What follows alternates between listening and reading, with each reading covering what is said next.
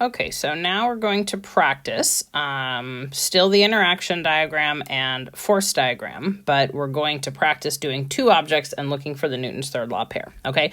So at this point, there's still not any numbers, okay? So if you are watching this video and you already had class, you started doing some with numbers, but if you're watching this first before you came to class, then you've not put numbers at all, so you're fine, okay? So in these, we're not going to put numbers yet, okay? We'll add that later. All right, so I have a dead pencil. That's great. Okay, so in this picture, I have a person that is sitting on a crate on the floor, okay? And I'm going to try to bold the first letter, okay, of the object so that we all have the same notation, okay? So try to use the ones that I gave and the names that I gave, okay? Because then that's going to help the videos and the answer keys and stuff make more sense to everybody, okay? All right, so here we're going to have a person, okay? He's sitting on a crate on the floor, and we always have the earth, okay? So notice I've used the same letters that are here and the same words.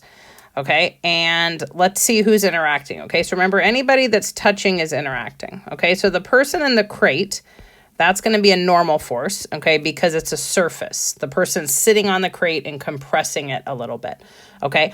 No friction, though, because nobody's trying to slide at all, okay? The person's just sitting on the crate, so no friction because there's no sliding, okay? The crate similarly sits on the floor, okay? So that's also a normal force because there's a compression, right, like onto the floor, okay? And then everybody's going to get a gravity, okay? So person's going to get a gravity. And again, floor can have a gravity, or if you leave it out, I don't care because irrelevant, okay?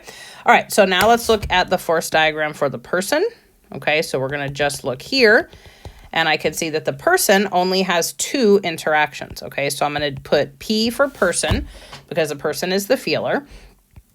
I'm going to put the force of gravity first because it's always there and it's always down. Okay, don't ever draw the force of gravity any other direction. It's always down. Okay, force, gravity, and then feeler, dealer. So the feeler is the person, right, because that's the object. And then the dealer is the earth. That's the other object. Okay.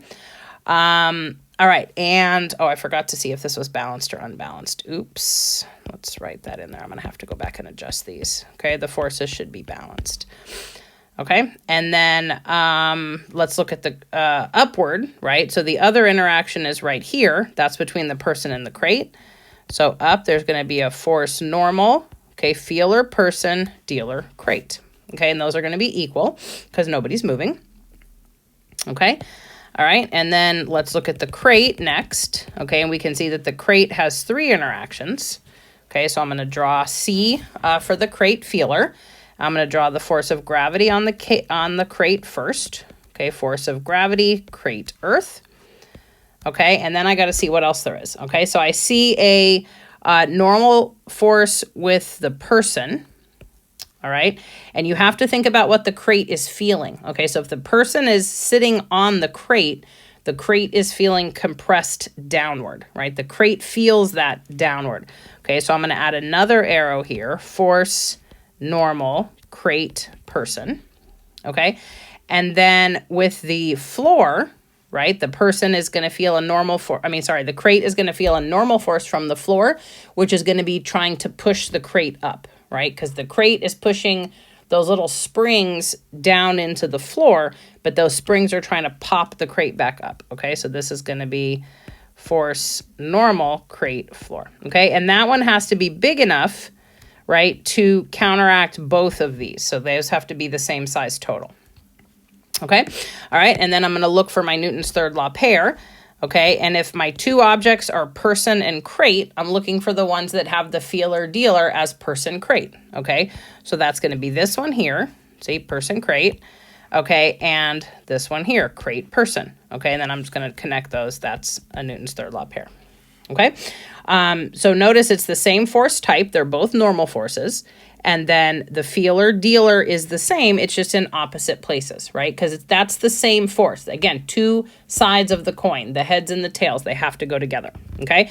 And they should always point in opposite directions, all right?